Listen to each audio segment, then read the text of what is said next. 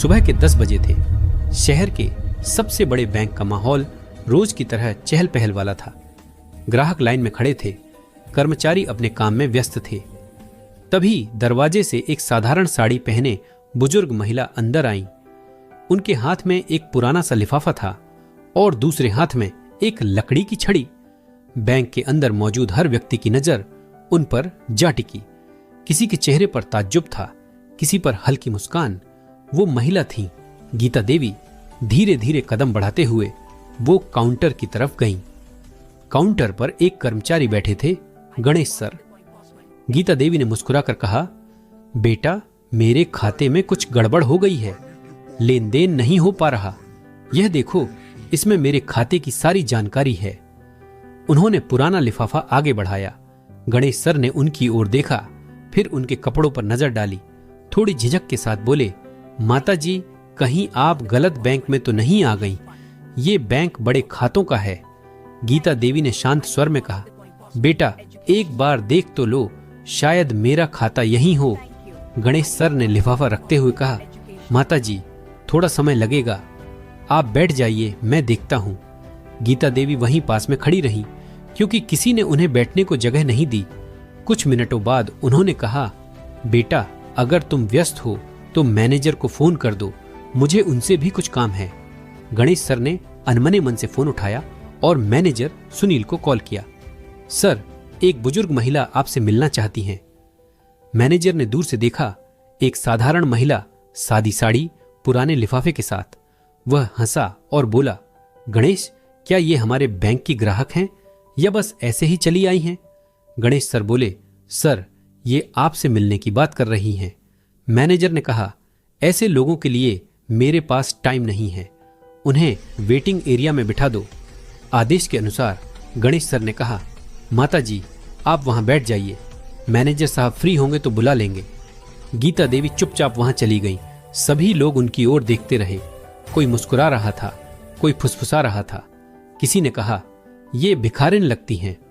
किसी ने कहा, इस बैंक में इसका अकाउंट कैसे होगा? गीता देवी ने कुछ नहीं कहा, बस अपने लिफाफे को सीने से लगाया और इंतजार करने लगी। भाग 2। सच्चाई छिपी थी उस लिफाफे में। उसी समय बैंक का एक कर्मचारी अमित बाहर से लौटकर अंदर आया। उसने देखा, एक बुजुर्ग महिला वेटिंग एरिया में बैठी है और सब उनका मजाक बना रहे हैं। अमित को यह सब अच्छा नहीं लगा। वह सीधा उनके पास गया और बोला, माता जी, आप किससे मिलना चाहती हैं? गीता देवी ने मुस्कुराकर कहा, बेटा, मुझे मैनेजर से मिलना है, खाते में कुछ दिक्कत है। अमित बोला, आप यहीं बैठिए, मैं बात करके आता हूं। अमित जब मैनेजर सुनील के पास पहुंचा और पूरी बात बताई तो मैनेजर हंस पड़ा। मुझे पता है, वही महिला बैठी है ना बाहर, मैंने ही उसे बिठाया है, थोड़ी देर में चली जाएगी। अमित को यह सुनकर गुस्सा आया, पर वह कुछ बोल नहीं सका। करीब 1 घंटा बीत गया। गीता देवी ने अब और इंतजार न किया। वह उठी और धीरे धीरे मैनेजर के केबिन की ओर बढ़ी। सुनील तुरंत बाहर निकला और बोला, हाँ माता जी, बताइए क्या चाहिए? गीता देवी ने लिफाफा आगे बढ़ाया। इसमें मेरे खाते की जानकारी है, लेन देन नहीं हो रहा, देख लीजिए। मैनेजर बोला, जब अकाउंट में पैसे नहीं होते तो ट्रांजैक्शन रुक ही जाते हैं, शायद आपने जमा नहीं किए होंगे। गीता देवी ने कहा, पहले देख तो लो बेटा। मैनेजर ने हंसते हुए कहा, मुझे अनुभव है, आप जैसे लोगों को देखकर पता लग जाता है कि उनके पास क्या है और क्या नहीं। गीता देवी शांत स्वर में बोली, ठीक है बेटा, मैं जा रही हूं, पर इस लिफाफे को जरूर देख लेना, इसमें तुम्हारे लिए सबक है। यह कहकर गीता देवी चली गई। बैंक में सन्नाटा छा गया। रात में जब अमित ने वह लिफाफा खोला और बैंक रिकॉर्ड देखा तो उसके होश उड़ गए। लिखा था, गीता देवी इस बैंक की 60% शेयर होल्डर, यानी वही महिला इस बैंक की असली मालिक थी। भाग 3, अगले दिन की सजा। अगले दिन उसी समय सुबह 10 बजे गीता देवी फिर से बैंक आई, लेकिन आज वो अकेली नहीं थी। उनके साथ एक सूट बूट पहने आदमी था, जिसके हाथ में एक ब्रीफकेस था। बैंक में सभी की नजरें उनकी ओर चली गईं। मैनेजर सुनील भी घबरा गया। गीता देवी ने कहा, मैनेजर साहब, मैंने कहा था ना, कल का व्यवहार तुम्हें भारी पड़ेगा। सुनील बोला, आप मुझे हटा नहीं सकती, आप होती कौन हैं? गीता देवी मुस्कुराई, मैं इस बैंक की मालिक हूं, मेरे पास 60% शेयर हैं, अब से इस कुर्सी पर अमित बैठेगा।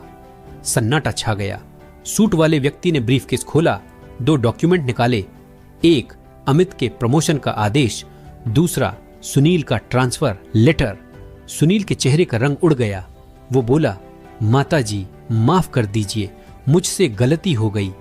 गीता देवी बोली, माफी किस बात की? तुमने इंसान को उसके कपड़ों से जज किया।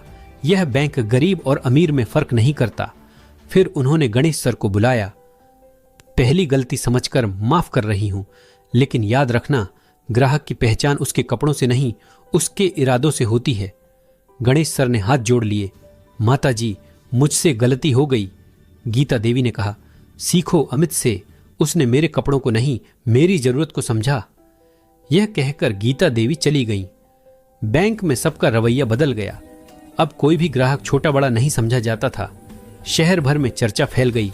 मालकिन खुद आई थी बैंक में और सबको इंसानियत का सबक देकर चली गई। अंत संदेश, अगर गीता देवी जैसी सोच हर इंसान में आ जाए तो दुनिया में भेदभाव की जगह नहीं बचेगी। कभी किसी को उसके कपड़ों से मत आंकिए, क्योंकि चरित्र का मूल्य रूप से नहीं। अगर गीता देवी जैसी सोच हर दिल में बस जाए तो ये दुनिया कितनी खूबसूरत बन जाए। कभी किसी को उसके कपड़ों से मत आंकिए, क्योंकि इंसान की कीमत उसके पहनावे में नहीं, उसके इरादों में होती है। अगर आपको ये वीडियो दिल को छू गया हो तो दिल से एक जरूर छोड़िए और चैनल को सब्सक्राइब करना ना भूलिए, क्योंकि हर कहानी एक नई सोच लेकर आती है।